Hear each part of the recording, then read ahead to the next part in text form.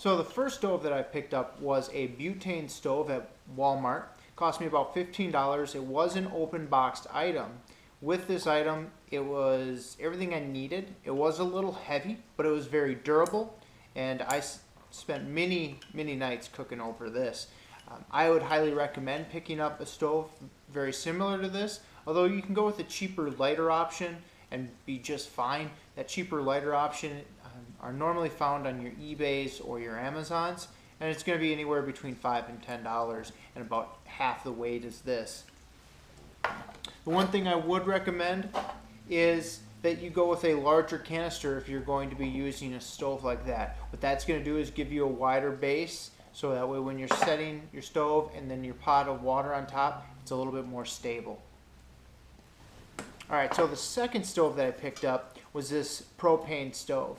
Now the reason why I picked it up is I was going to be going on a canoe trip, I was going to be frying fish, and I wanted a cheap alternative to my butane. Butane gets extremely hot, and it doesn't do a very good job heating a pan if you're going to be frying fish. And so I picked up this stove. It does have some weight. It's probably about double, if not 4 times as heavy as my butane stove. And then the fuel canister is much larger and heavier. But for a cost-efficient canoe trip, this was the option that I went with, and I want to say everything put together, I went through 1 canister of fuel on that trip. I had a friend who went through a canister as well. It was a group of 5 of us, and so 2 canisters. The total weight, we're looking at a total of, I don't know, say 5 pounds in cooking equipment. Now that does not include the mess kits, the fry pans that we brought with, but when you have a canoe and you're floating across water, it sure beats when you're hiking. The next stove I want to talk about is the BioLite stove. This stove was an expensive stove, but it is very useful, very nice to have along on certain trips. When I go to the Boundary Waters and I'm canoeing, I typically bring this with so I can charge my phone where I'm playing music, enjoying life, and it keeps me connected a little bit more than if I'm just hiking with some lightweight backpack gear. With this, you charge it for 24 hours, you bring it out, the fire itself recharges the battery, and any extra power it has will charge your cell phones or your cameras. The beautiful part about it is you run this for about an hour to 2 hours, it will bring my cell phone to a 10% charge up to 100% charge. It's pretty efficient. I do like it, although with the extra weight and if the firewood is wet, it's just not a very practical purpose stove to bring with you when you're backpacking. The next stove I want to talk about is my Foster Can pot and stove set. This is part of my ultralight backpacking set. It's not the lightest. I could do some things to change it, such as switch out some of the metals and lighten up on the fuel that I'm bringing with, but it's much lighter than anything else that I'm hiking with, so I do recommend this, and it's very cost efficient. This is something I could make out of a trash can at any McDonald's. Now, the fuel I put in a little bottle, make sure I label it fuel. Keep a razor blade that does replace my knife when I'm out hiking ultralight.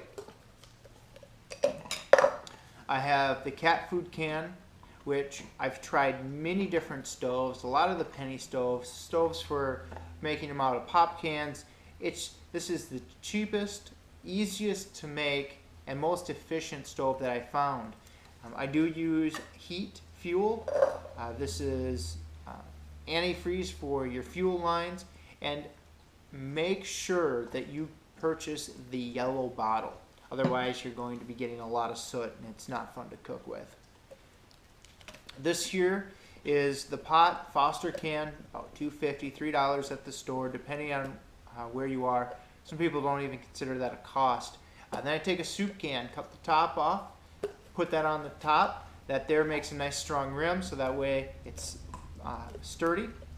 And then take the bottom of that soup can, put a screw through it, throw a cork on the other side of the screw. There's my lid. Works great. This here, with the fuel for probably 4 to 5 days, is only going to come in at about 11 ounces of weight. Now that does include my spork and my pot mitt. There's no handles on this pot. Highly recommend making one. It's lightweight, and that does include my knife. And so when I'm going ultralight, this is a great option. I do throw this in my car as well for the winters. You never know here in Minnesota when you get stuck. The last stove that I purchased was the Jetboil. I'm very happy with this. I got a gift card from a family member, needed to spend it on something, and the Jetboil was going to be that option. Now, I have been on the trail for probably 150 miles now with this, if not 300 miles, depending on if you count my canoe trips. What I like about it is it's fuel efficient, it boils water fast, it's lightweight, and it does remove a lot of the extra clunk that you have in your backpack for your pots and your pans and your cook gear, because it all fits down inside. If you get one of the smaller butane stoves, it will fit directly inside. The reason why I purchased this is I went to Isle Royale, I had a friend come with, and he had the Zip-Boil. It's the smaller black option. He was boiling water 2 cups in roughly a minute, minute and a half, and his fuel canister was not even close to empty when we were done with the 7-day trip. And my recommendation for anybody who's starting off and you want to go with something that's very good, they'll allow you to move into some lightweight backpacking, I recommend getting the Jetboil. If not the Jetboil, I recommend going with the Zip-Boil. It's a little bit smaller, where this here, it has a fill line that says a max of 2 cups. It's only halfway up the canister here. I always end up filling it over that, but if 2 cups is going to be enough for you, go with the Zip-Boil. It's a little more cost efficient, and you're going to save yourself anywhere from 2 to 4 ounces.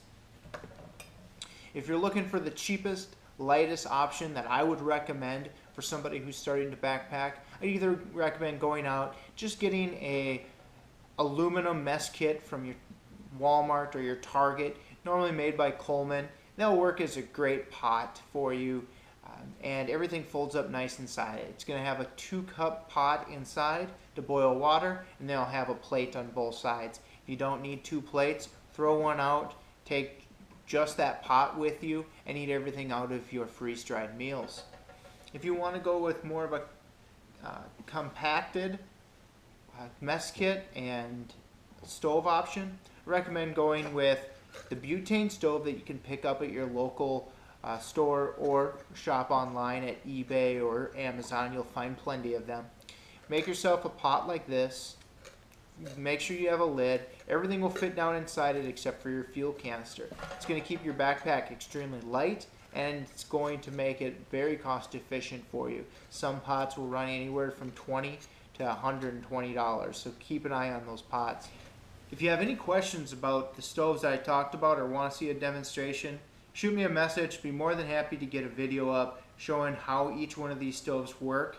If I'm going out on the trail soon, I will make sure that I bring that stove with me, and that way you can see how it works out in the field. If you haven't had a chance to check out my video on sleeping bags, I recommend heading over to my channel and checking that one out. And otherwise, happy trails. Hopefully see you guys soon.